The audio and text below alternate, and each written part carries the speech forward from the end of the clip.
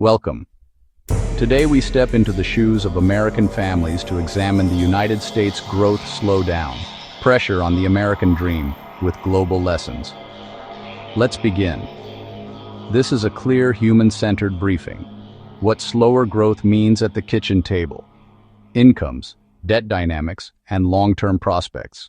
Explained plainly. Over the next few minutes, we show why 3% growth matters, how it eroded for many Americans, and what could restore momentum. Let's start strong. It's a pressing, quiet crisis, felt in U.S. neighborhoods with global implications. While headlines may shout about jobs, inflation, or elections, a deeper economic challenge is unfolding in the United States, one that affects households and investment decisions and the prospects of the next generation. According to the U.S. Chamber of Commerce, the United States growth engine is sputtering. Real GDP growth, a measure of shared economic progress, is projected to slow to about 1.8% annually over the next decade. Compare that to the 3.4% average growth from 1950 to 2010, and you start to see what is diminished. Opportunity and broad-based prosperity often associated with the American dream. Not just a statistic. The Chamber calls this the growth and opportunity imperative. In this video, we unpack why a 3% growth path matters and what's at stake for households and businesses worldwide if economies fall short. A century of growth. Now slowing down. Let's rewind. From 1950 to 2010, the U.S. economy expanded rapidly on the global stage. Real GDP grew at 3.4% annually, even during recessions. The economy became 7 times larger, and real GDP per person more than tripled. Women's labor force participation expanded. The baby boom increased labor supply. Post-war United States industrialized, innovated, and led many global markets. Those tailwinds have moderated. Since 2010, average growth has slowed to 2.2%, and the Congressional Budget Office projects just 1.8% through 2034. What changed? The baby boomers are retiring. Female labor participation has plateaued. Productivity gains are harder to achieve in mature service economies.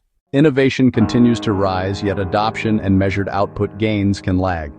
And when growth slows, plans are postponed. Why growth is more than a statistic. As the Chamber notes, economic growth is a proxy for opportunity. It's about how quickly incomes rise, how fast living standards improve, how soon a child born today will see a doubling of opportunity. At 3% annual growth, an economy doubles in about 23 years. At 2%, it takes roughly 35 years. That's roughly a lost decade of gains. For the same household, that implies fewer options, higher debt burdens, and lower living standards. Growth also influences inequality, innovation, mobility, and security. Growth in practice, choices, prices, and progress. It's not abstract.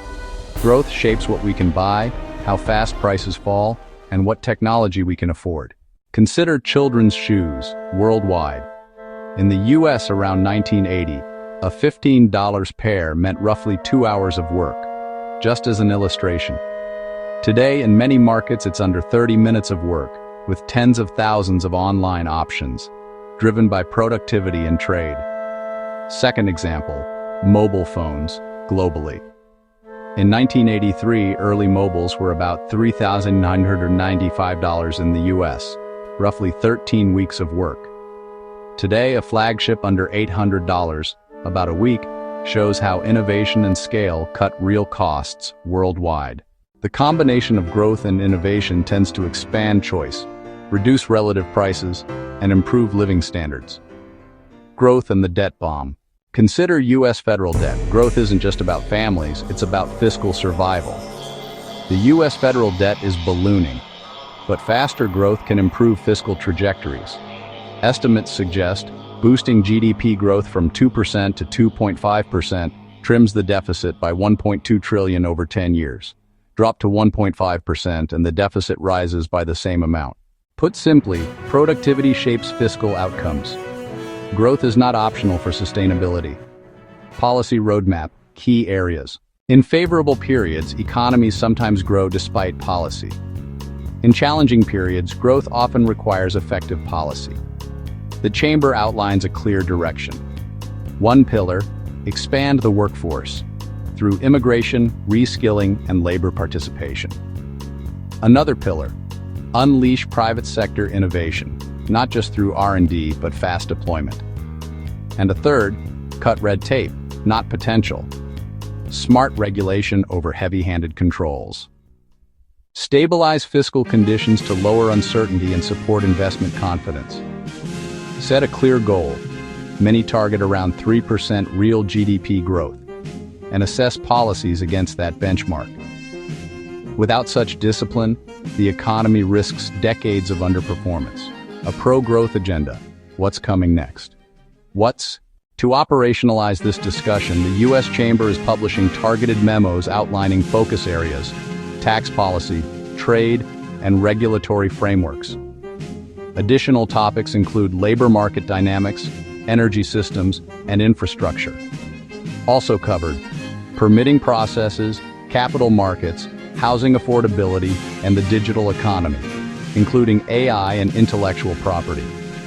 These are informational publications, not prescriptions. While U.S.-centric, many themes may be relevant internationally and can help inform debate. Closing thought. What kind of future do we want, together? The central question, is the future improving quickly enough, and for whom? Progress should be broad, tangible, and shared across communities and borders. A 3% growth target isn't fantasy in the U.S. History shows we've hit it. Whether it's achievable again depends on conditions and smart policy. Absent stronger growth, risks include slower wage gains, constrained opportunity, rising debt burdens, and reduced global influence. According to the U.S. Chamber of Commerce, make growth a national priority, not just a statistic, but a promise. Share your perspective in the comments. What do you think? Subscribe for more analyses of growth, policy, and economic trends worldwide.